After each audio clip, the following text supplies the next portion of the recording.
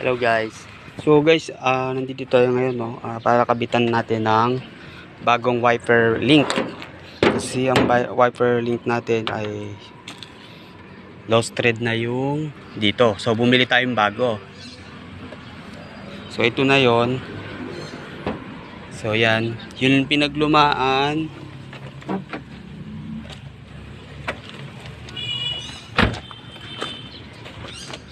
So ito yung pinaglumaan. So every time nagwa-wiper nababaklas dahil dito. Ito guys, may nabibili nitong repair. May nabibili niyan. So ito yan. So pinalitan na natin. Makikita nyo ito pangit na, maingay na siya. Pag nagwa-wipe na maingay, alog na. Ito okay pa to kaso medyo alog na rin siya, pero binala na natin ng bago. Pag binili nga pala to, buo na to set. Ang pagkabili ko dito ay 1,000 pesos. So set na siya. So binaklas ko lang siya. So bumili na tayo ng bago. Ito na yan. So ito yung para dito. Napakadali lang mag-install guys. Ito, pasok mo lang yung ito dito, yung unang link, tapos tornilyo lang, 3, 1, 2, 3, okay na yan. Tapos dito ganun din to, isasakto nyo lang yung butas na to dito, 1, 2, 3, 3 din yan. So hindi naman mahirap pagkabit. Tapos yung ito, yung nut na to para itong white, para dito yan, para pag kinabit nyo na yung wiper arm, yung wiper arm, so mabilis na. So ikabit na muna natin, no. Ang ginawa ko, nilusot ko lang dito yung unang wiper, tapos itong pangalawa ilagay lang natin dito. Yan, lusot lang natin yan. Tapos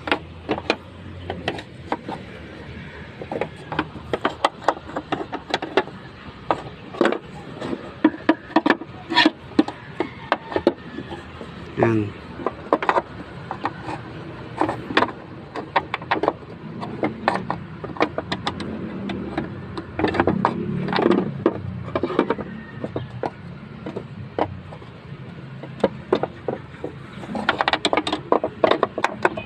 yun guys, yan, nakalapat na. So yan, makikita nyo yung tornilyuhan.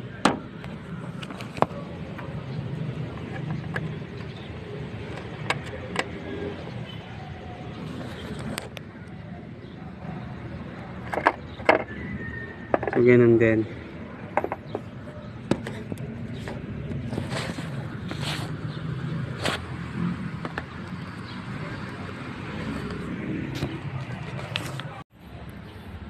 So yan, nakabit na natin guys yung tornilyo. Yan. So higpitan lang natin.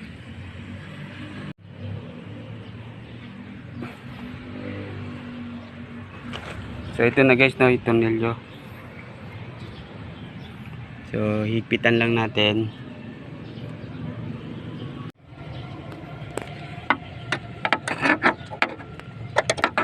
Guys, yan, higpitan natin. Gamit natin yung digis.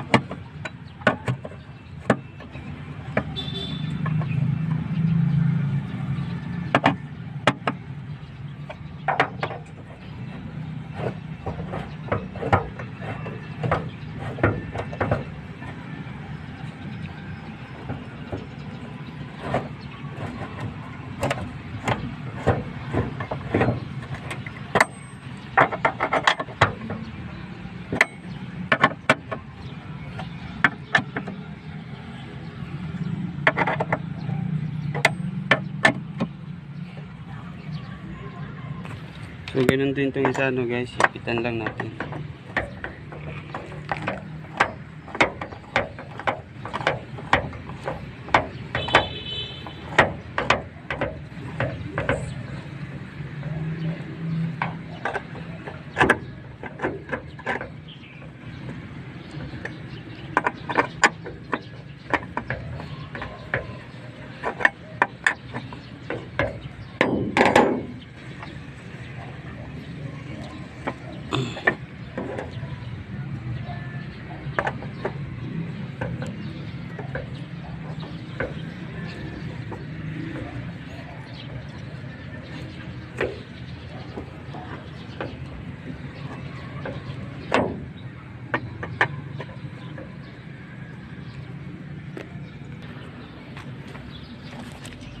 So yun guys, so naigpitan na natin.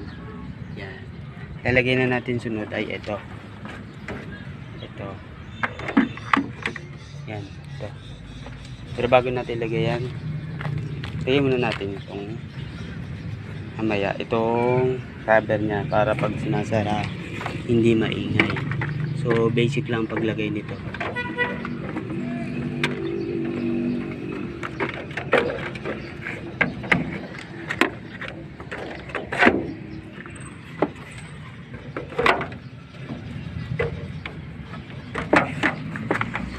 Yan guys,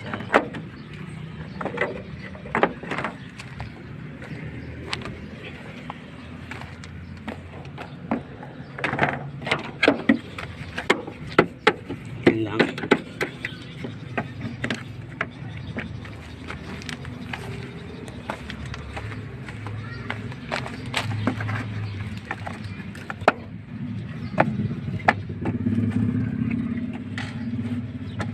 Tapos guys, may mga tornilyohan yan. 1, 2, 3 doon.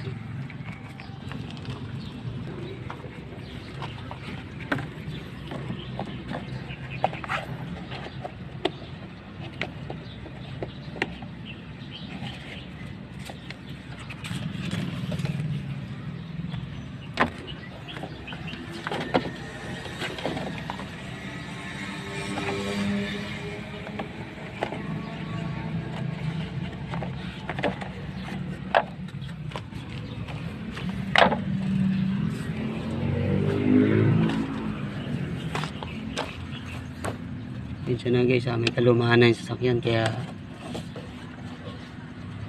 nawala na yung mga pinaka-lock pin nya. So yun lang guys, no, kabit na.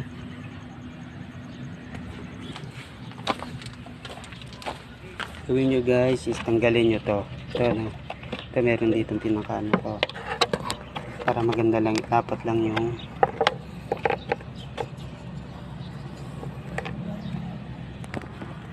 ito guys, no, binunot ko to dito. Ito. So ito lalagay natin sa ilalim dito sa may butas na yan, yan dito. So yan guys, no, nilagay ko na, tapos lusot nyo na lang dyan yan para matibay naman na. Yan, okay na guys. So dito na tayo sa arm, kakabit na natin yung arm.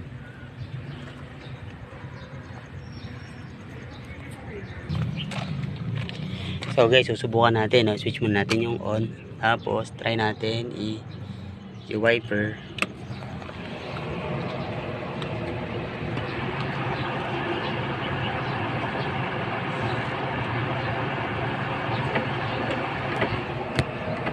Ayun na siya guys, gumagana na. So balik lang natin ang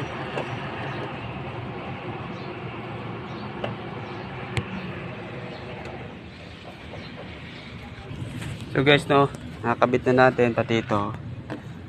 Ito yun ay wiper arm. Itong medyo mahaba, ilagay ko siya dito sa driver side. Itong maikling arm ay dito sa passenger. So yan, no guys, mas mahaba ito, dito ko nilagay. Ngayon guys, para mas mabilis nyong matansya, no, ito kasi inoto on ko yung wiper para pag nag-stop siya, tsaka doon lang tayo maglalagay ng ito yung arm mismo, para maya konting adjust na lang. Yan, kagaya niyan guys, hindi ko sinagad yung pinaka wiper, so higpitan ko na lang siya. And guys, no, subukan natin muna. Yan lang muna isa testing natin para dito sa kabila mabilis na itansya.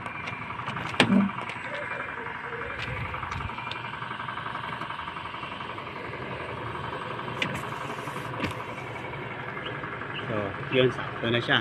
Hindi siya sayad. So, ganun lang guys.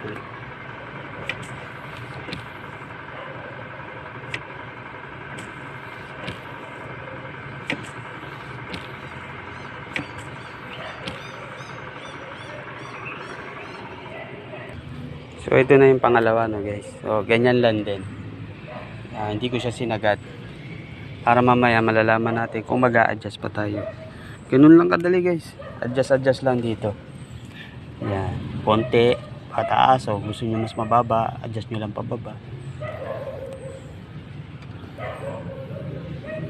Sige, salamat guys. Sana may natutunan kayo.